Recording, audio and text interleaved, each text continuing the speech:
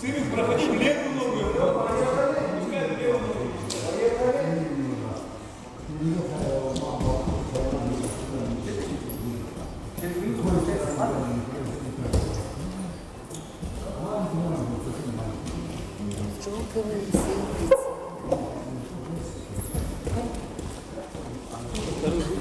Я один раз тут на пару дней не был,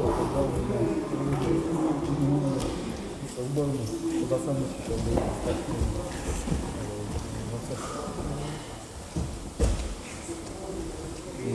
Дома задержался, после Нового года.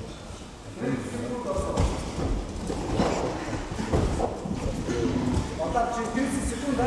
Включайся.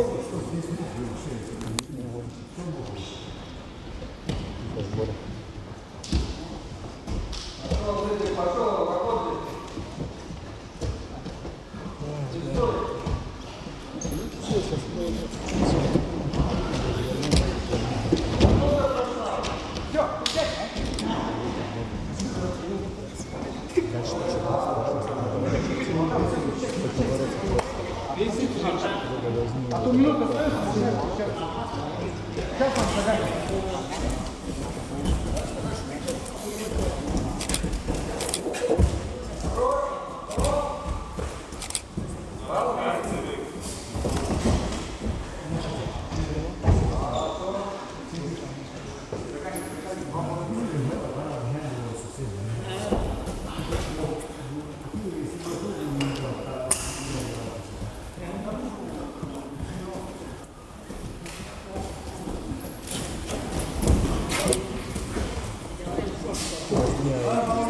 Ты молодец.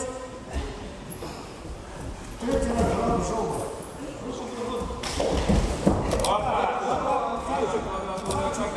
Красавчик. Пошла третья минута. Сырин, почаще проводи в левую ногу.